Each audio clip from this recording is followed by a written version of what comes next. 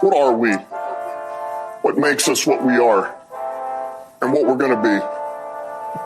I think it's that right there. It's grit.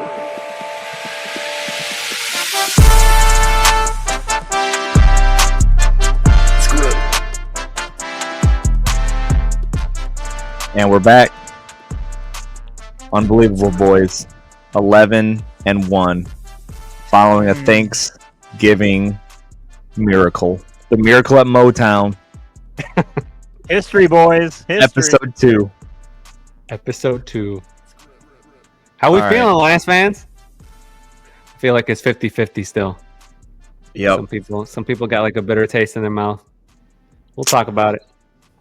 We'll get into it. How we doing, boys? I'm your humble host, Caleb Annual. Joined alongside the soundboard machine, Adrian Labra.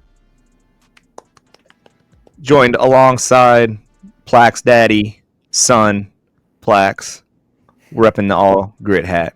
And, of course, Clay the statistician, Clay. No, I think that was Plax's, wasn't it?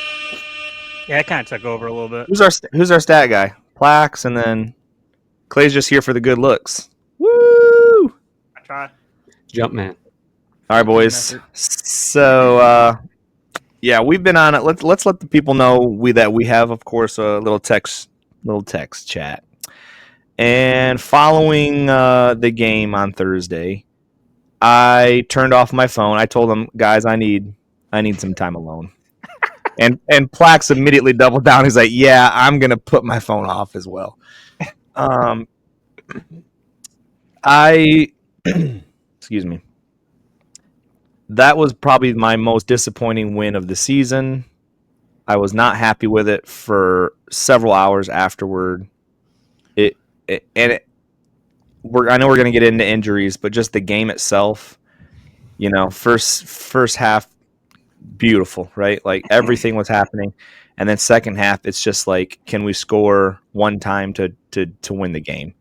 And that's so. I was not. It was an ugly win. Everyone says a win's a win, and it is, but man, I even think the first half. It wasn't perfect. We left a lot of points on the field. Mm-hmm. It could have easily been a 28-0 game. I know. Penalties kind of stopped us in the red zone. We haven't had that issue throughout the season thus far, and we kind of field goals. You shouldn't rely on them to win games, but sometimes you have to. But left a lot of points out there in the first half. We definitely did, man. A lot of meat left on the bone. That was one thing. I mean, it was nice to get that one late touchdown, kind of stretch it out a bit, but it did feel like that Gibbs fumble at the end. That was a momentum swinger. That's his first fumble of the year, isn't it? Yep. Yeah, it is. And we're not gonna give him too much crap. He kind of got blindsided on. He did. Really, just a beautiful play. Yeah, it wasn't really a blindside hit, but he put his hand on the ball, popped it loose. But that was that was the dagger right there. right. Yep, that was the first thing I thought of. I mean, it's hard because I think at that point, it was like middle second quarter or towards the end, the Bears had like 15 yards total offense. Mm-hmm. But with the 2 field goals, the fumble, it kind of did feel, I can't say I seen it the second half coming, but it did feel like, okay, they're still in striking distance. And plus they got the ball to start the second half. And how many times in any sport really you see a team play a dang near flawless first half, and it's hard to follow it back up with another flawless second half. And we'll get into that, but I mean, hate to give Chicago too much credit, but they didn't give up, and we left the door open for them. Right. And they knew it too. Even the former Bears coach said at halftime that they were going to be ready the second half, and they were. So, what'd you think, Adrian? Yeah, the game gave me. I was telling Aidan as we were watching, especially towards the end, the whole game reminded me and triggered me from that 49ers NFC Championship game. Because the first half was flawless. That's what I'm saying. And then the second half, everything bad that could happen happen. It started with, we're at the 3-yard line. Amon-Ra St. Brown, uncharacteristic of him, but he gets beat off that block. So then he's kind of like forced to hold him, get called back. That ends up in a field goal. The fumble again, Gibbs, Jameson, loses cool. I'm not as mad about it anymore, but we kill that drive. And then at the end of the game, just happens to be Vildor gets called on a terrible call by the officials on a defensive pass interference, which I don't think existed. And I'm like, at that point when they got that, because it was 4th down, right? It was like, we won the game. And then they called it. I was like, Plaxton's stepping up to the mic. Let's let Plaxton go. He's stepping up to the mic. Oh my god! It felt like 6 it really? years It's ago. like it was like a bad call, but it's almost like he didn't give him any other option. This guy's 40 yards downfield. The ball and the receiver. Who was that? Was it Keenan Allen? It was DJ Moore. Or DJ Moore. So he stopped his route and he gave up on the play. Right. Like he always does. And this dude is just holding him 2 arms. Why are you doing that?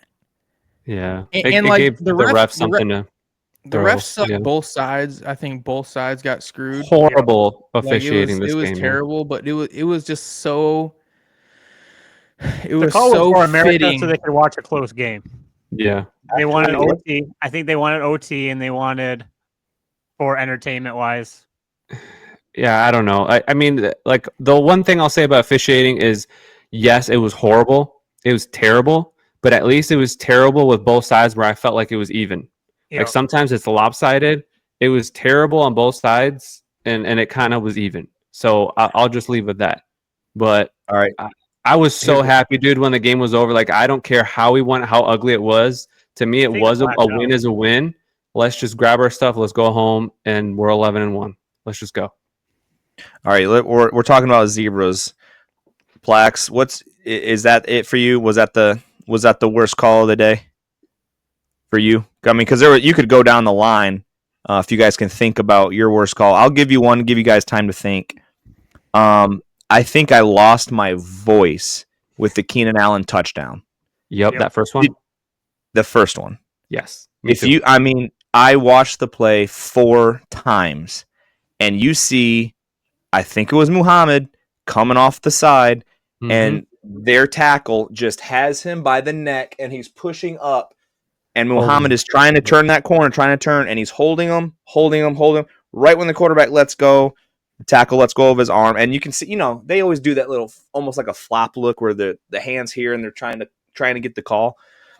He did it. He had it for 3 or 4 seconds. No flag. I'm sitting there going, "That's a hold," and it turns to be a touchdown. I mean, and I'm still waiting for the flag after he's doing his turkey dance. Yeah. Nothing.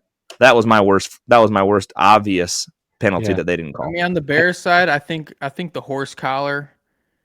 Who was that, Pascal or somebody? It wasn't soft. And like from the backside where the ref was, it did look like I could tell how he would think it looked like a horse collar. It wasn't. But the glaring thing to me, and I don't know if the play clock that they show on TV is 100% accurate with what's on the field. It's not. There was 10 delay games, man. 10 or 15 where it's clearly got 0. Yep. And then a second Caleb Williams is not clapping his hands yet for the snap. Yep. So I mean, it could just be like a split second off, and it means I've always been told that the TV play clock and the actual it's not exactly right. So what we're seeing is not right. Well, then I don't want to see it. I don't want to know what it is. Exactly. Exactly. Because that's what I was going to say too. There was to me so many delayed games. Yeah. Dude. Yeah. Right. What put Saw on the wound later, Caleb, is it was like, I don't know, 20 minutes later they do a replay of the touchdown, and they do that little spotlight, the highlight on the hold. Yeah. On TV. Oh man, that hurt, because I feel like that's where their momentum started, and it was on. Yeah. Absolutely. Call, but absolutely, there was bad calls on both sides. So, is there any glaring ones that stand out to Adrian and Clay? I was going to say the delay games as well, but yeah. And I'm not bailing J-Mo at all. J-Mo was in the wrong, and they're always going to get the second guy. But he was shoved, and that's why he threw the ball. But Yeah. like, there was no right for it. But I'm not justifying it. But It was just there was a miss, inexcusable, especially at that point in the game where we got that we had that great drive coming back to really seal the deal. Yep. Well, that was on a third down second or third down for a first down. Mm-hmm. And our offense was jiving, man. For Yeah. That once was the in the second last. half. That was the last good drive of the game Yep. for our offense. And 0 points. Missed field goal. Yep. Had to happen at some point, but Right. Yep, I man. I mean, it was bound to happen. Yeah. It was bound to happen for Bates to miss a kick. Like, I don't know. I don't know what the stats are if a kicker's ever gone perfect during the regular season, but I don't blame him for that one. That was tough. that just felt like the unraveling. Yeah, was it felt like the old Lion. Like the unraveling was happening at such a rapid rate, and that was almost like a confirmation. Same old Lions is dead, but still lives in the back of our heads. Like, you're just. I know, it's just triggering. We're all traumatized from it. Well, dude, just like you said, it goes back to the NFC Championship game last year. I mean, you have a Jameer fumble or with the exchange, you have a pass hit off Vildor's face mask. You have your third string sack on third down. Yeah, exactly. Wide receivers Momentum dropping. is such a crazy thing, man. It is. It's true. So speaking of momentum, the Lions are starting to lose a little momentum here. What do I mean by that? Well, injuries. So we are talking. We're going to go into some breaking news. Hit the sounder, Adrian. We got some breaking news.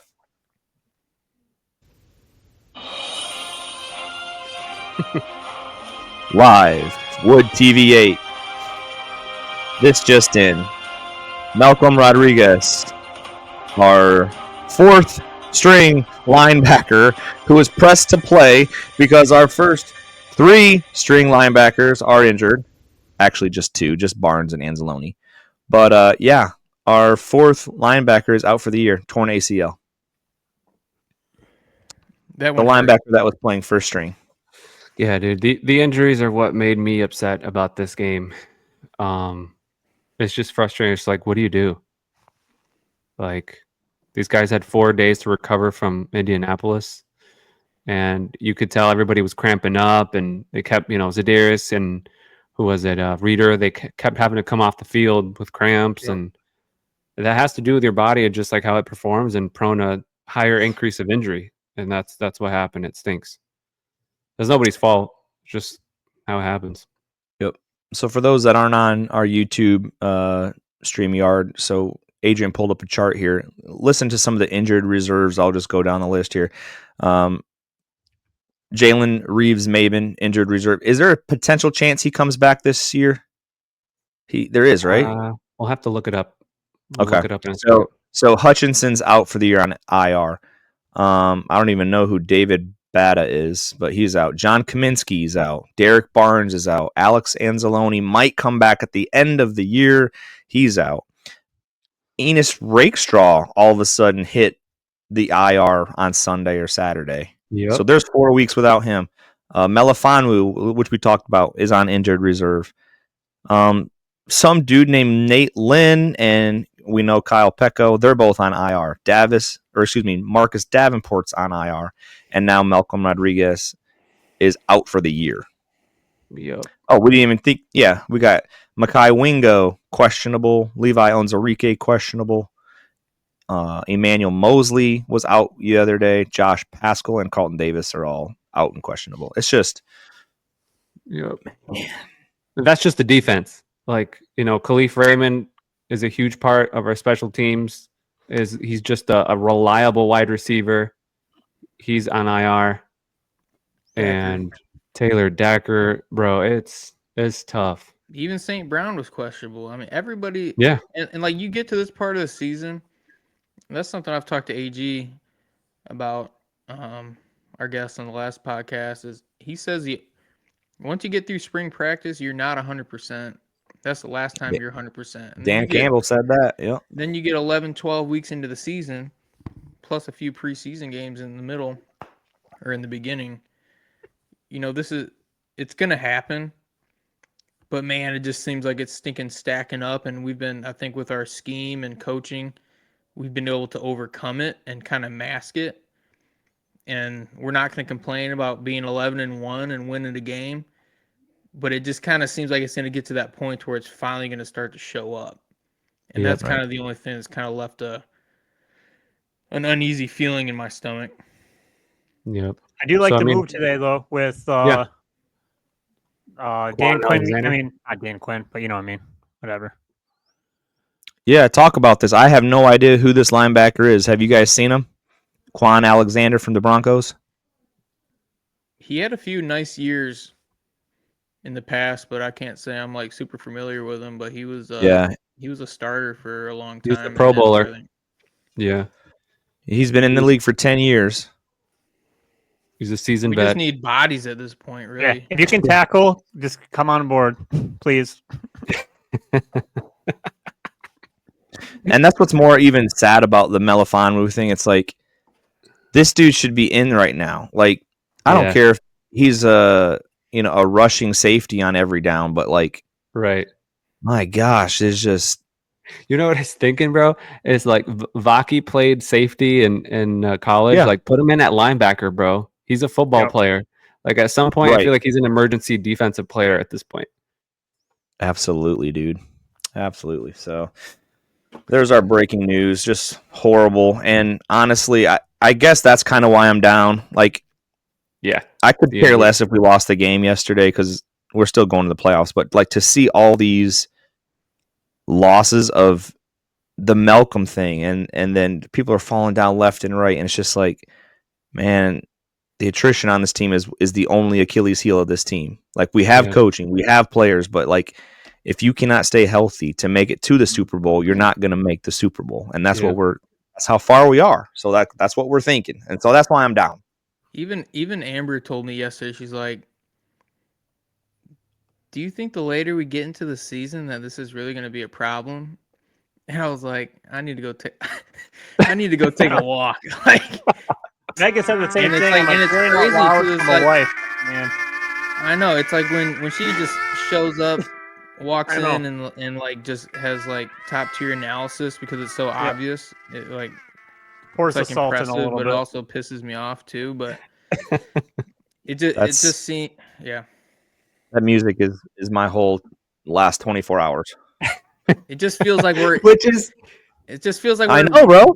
And we're 11-1. And we're 11-1. I know. It It just seems like we're gonna anyways. get robbed of a Super Bowl, and it's like I'm trying to be humble and grateful. Tis the season, I suppose. But it's like Right here. the Packers. I mean, it's crazy because like the hype train that the Lions have had last several weeks, it's been fun. But I just feel like all I have seen on social media is people just saying, oh, they're not, because probably it's like the first time a majority of the country has really watched the Lions because it's a national TV game on Thanksgiving. Very true. Yep. Oh, they're not even that good, or they haven't even played nobody, and golf isn't that good. And it's like the whole narrative. The whole narrative has completely switched, and it's like, bro, we're still an 11-1 team. We're still really good, but you got teams like the Phillies and Buffalo coming on strong, and it's about when you peak. Yep. And I still think we're going to be a tough out no matter what happens, but I mean, there's still a lot of serious football left to be played. Yeah. I like how you said that. You got. Oh, go ahead, Adrian. I was just saying those are the people that really just don't know football. They're like, oh, you barely beat the Bears. Like you haven't even watched football. Like these Bears took Minnesota to overtime. They Packers barely lost to them. Like the Bears have a good roster. They were just not managed well by that coach. They could be but 9-3. Those are good players easy. Being paid millions of dollars as well, just like our players, and they're going as hard as they can as well. So, I mean, like, the Chiefs almost lost to the Carolina Panthers, and Carolina's at the bottom. So I don't want to hear it. Like, these are professionals they're trying just as hard as our guys are. It's really fun to make fun of them, but yeah, go ahead, Clay said it right. it all started with the Washington Fail Mary, and then that just broke their back, and they haven't pulled up out of it yet. They've lost 4 straight, 5 We've straight, been there whatever. before. It is. We know how that No, is. they've lost 6 straight. Yeah. So, all right, boys. So we're talking about coaching differences, right? Adrian, you said this team it's a good team, the Bears are, but their coaching is just, So we're going to go into a little bit of insight here that Adrian pulled up. Adrian went back to week 2 to pull some audio. This dude is deep diving like who's a deep diver? Yeah. He's going deep. All right, he's got some audio. We're gonna listen. Do you want to do Eberflus first, or do you want to do? I'll do it. Yeah. So I just wanted to show people the differences of what a good leader is and what a bad leader is, and it can be obvious, but I wanted to compare.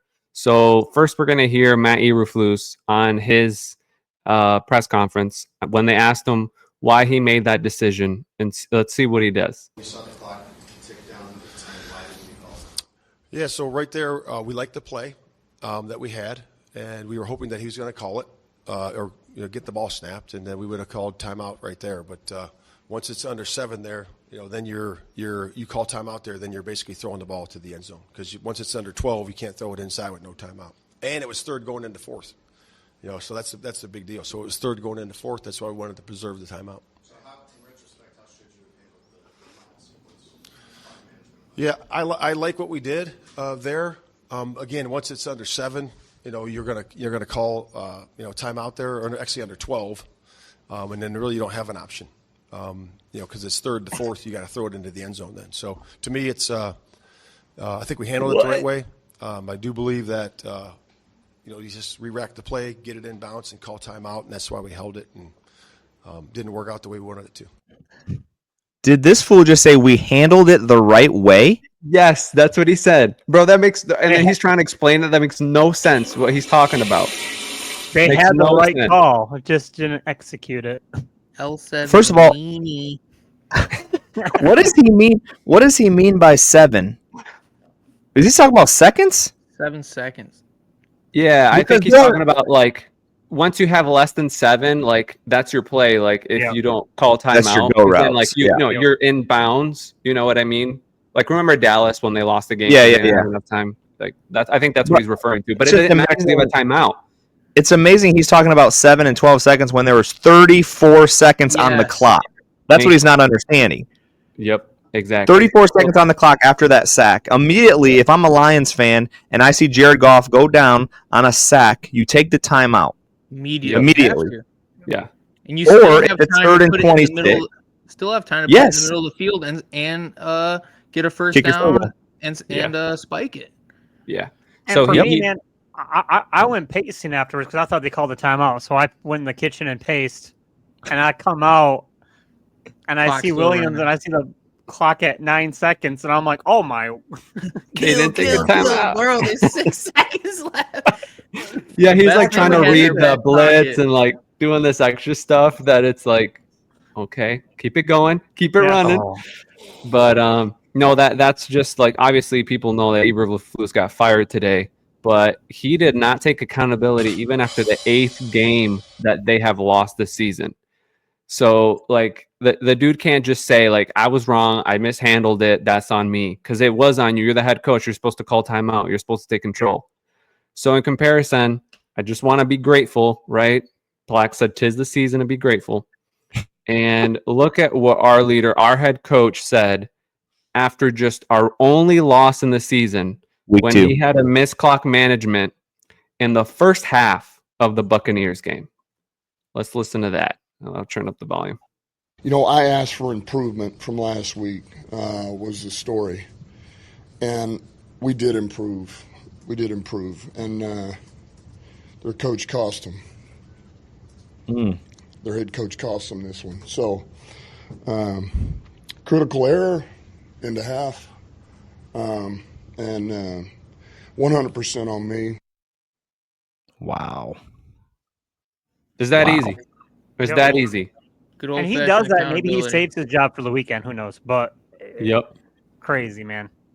Demon, you got to fall on the sword, man. You have to. Yep. It's on you. You know, I'm trying to think back to week 2. What was the decision that Dan Campbell made? Do you guys remember? Was it clock management?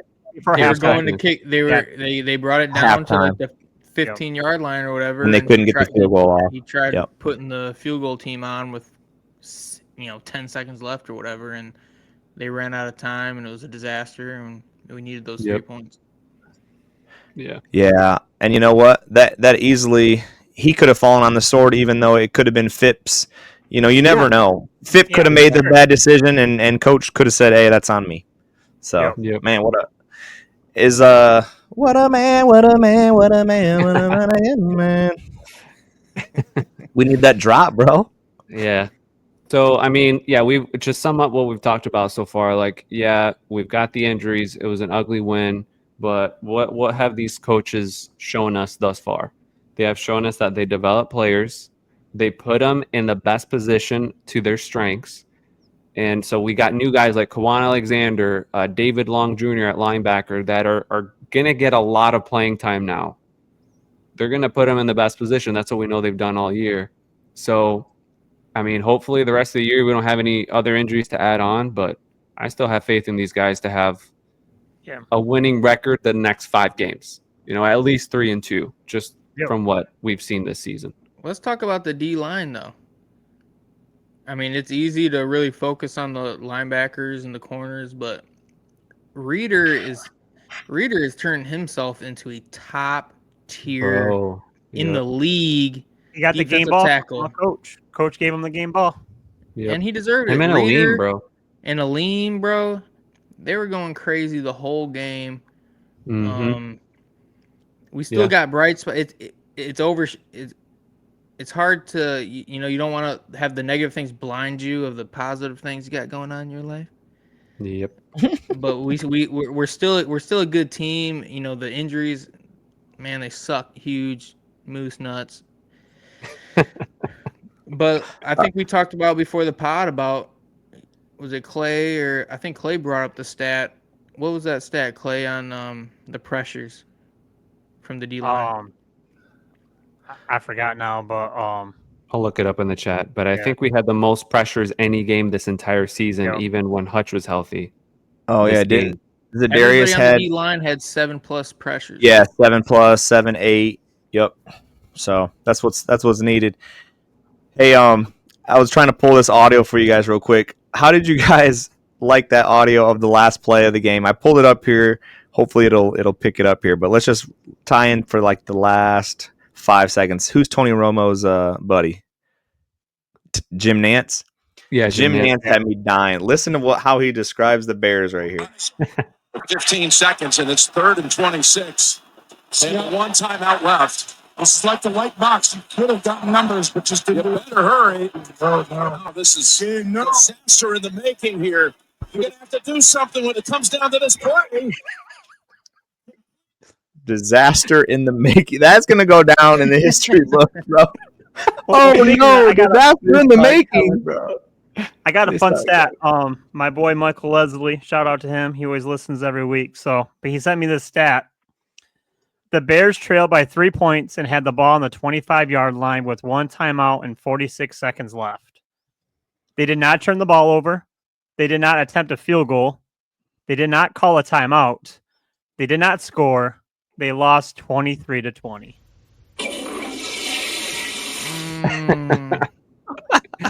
And he's fired. The Bears are going to bear, bro. The Bears are going to bear. All right. I was going to say earlier, that was the one thing we had in our back pocket was Bears doing bear things, and they're doing bear down. They say bear down. They're doing same old Lions type junk. That's right. And we cashed in on that. All right. Yes. So let's move on to the bold takes of the week. We need a little music right there for that. We'll figure out a new drop for that. All right. So bold takes last week. Let's see. Adrian's on the board with Caleb Williams throwing 2 picks. What do we got? All right. No picks there. Oh, there you go. Plax, Zadarius Smith, 2 sacks. How'd he get? So close. 1.5. But no. Caleb Caleb was so close. Tom Kennedy is going to be a returning punt. I was the wrong practice squad guy off, man. They pulled up Alexander and Clay. You had? I don't even have you written down here, bro. What'd you have? I had Vildor get an interception. He got that PI though. So Should have known. Yo, what did my man AG said? He got the got it. All right, here is what. I didn't write it down. Oh no, I wasn't with you guys, but I listened to it. AG said no rushing touchdowns this week. And when he said that, I about died listening to it on the pod. I'm like, there's no way, man. That's super bold. There's no way. And guess what AG is doing right now? He's on the board with 1. He's on the board with 1 point, bro. He cost us some money this week. All right. Well, let's do the reverse. So, who do we got coming up next week? We got the Pack. Thursday night. Packers. Man. All right. Well, we'll start Aidan at the top. Feels a lot different than the first Packer game. Yes. In case you guys don't think it's real. Nice. All right, Adrian. You got Packers. We're Thursday Night Football in Detroit. Mm-hmm. What you got for your bold take of the week? All right. So I think as a team, we get 5 sacks. That would be amazing. That would be amazing. All right, Flax, I got 5 sacks down for you. Flax, you're up. Bold take. Man, all the talk about the injuries and the defense and everything, I think they come out. Ooh-wee. I think we hold the Pack to 14 or less. Ooh. That is bold. I feel like the chip is back on our shoulders. This is what we want. This is how Dan Campbell thrives. This is how Detroit thrives. Talk all that bull crap. Defense is going to show up. Let's get it. All right, you're down. Clay, you got a bold take for us? Yeah, I think this past yesterday was the return of Sammy Laporta. I think he's going to be on fire again. Ooh. I think he's going to get another 2 touchdowns. Oh, bro, he's a fire, man. He's back. God, he's a game changer, bro. He's a game 2 changer. tutties. I'd say 1, but I got to make it a little extreme, so I'm going for 2. Gotta be bold with it. But he's back. He looked so good yesterday, So, coach said he's the healthiest he's been all season, so that feels good to hear. All right. Mm-hmm. Get ready for the toilet. Get ready for the toilet drop, boys. Can't my wait hot for take. this, Kayla. What do you got? My bold take is pretty bold. The Detroit Lions suffer their second loss of this season. The Pack win due to injuries. I could feel it coming. Yep. And that's it. Hot right now. I'm just trying to get a point on the bold takes. That's the only reason I'm doing this. I'm doing something bold, something that I don't want to do. I hope you're wrong, bro. It's going to happen. I hope I'm wrong. Yeah. But hey. Bold take. Exactly. Win. Michigan beats Ohio State tomorrow. That would be nice. That'd be nice. I love it. Do a little popping of the champagne for that one. All right, so listen, guys. We got a little bit of breaking news. I'll just give you kind of like a little bit of a heads up on this. It's kind of been in the works for a while. Oh, sorry, bro. It's been in the works for a while. So we are going to potentially have a Fox 2 reporter with us on the pod. This would be our first, media type. We've already had a player, so this could be our first media type representation on the pod, the All Gritt. And so I ran into her down in Indianapolis at the Indy game. We met up at Harry and Izzy's.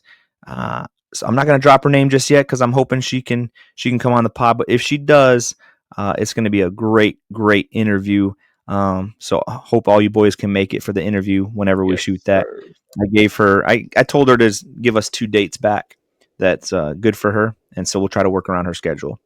So Awesome. anyway, that's going to be a sweet interview if we can land her. So Awesome. Hey, besides that, Adrian, what else did we add to the pod that the people out there can help us out? So if you follow us on social media, you might have seen already, but we have now opened our pod to contributions from anyone through donations. So if you guys like what you hear every week, donate to your boys. You can find us on social media on Instagram or our RSS website. It'll have a link straight to our PayPal account, which I believe is All Gritt Pod, Grit with 2 T's. You can send us a donation, pay our bills, or maybe you want to send us some beer money. But already this week, shout out to Jonathan McEwen. He has already contributed. He said, to be clear, he said in his note when he sent a donation, he said, to be clear, this is for bourbon and not coffee. Let's go, John. Thank you, John. Let's go. Appreciate you, bro. Our first donation on the pod. Appreciate that. Will not go to waste. Now we can get Plax some. I don't know. We already got you a microphone. So I don't know. Hey, leave me out of this. I'm back. He said bourbon. He said I bourbon. might just get you a whole computer now, man. So I could use one of them. Are you still shooting on the iPad, bro? Yes. Nobody would have guessed, dude. I've never needed a computer in my life until now. So we're gonna off season is gonna be tremendous. We got goals, and we're looking forward to 2025. Woo! Awesome. All right. Well, on that note, I think that's all we got, guys. So to end our podcast today, we actually have a special treat. We want to be thankful for, as a Lions fan, where we came from. We came from losing games just like the Bears did to now being at the top of the league. So in that spirit, we wanted to share an awesome little song here from, if you know him, he's from Dumb and Dumber, Jeff Daniels, the one and only Detroit Lions super fan. He made this song that describes where we're at. So with this, we'll end our pod today. Thanks for listening, y'all.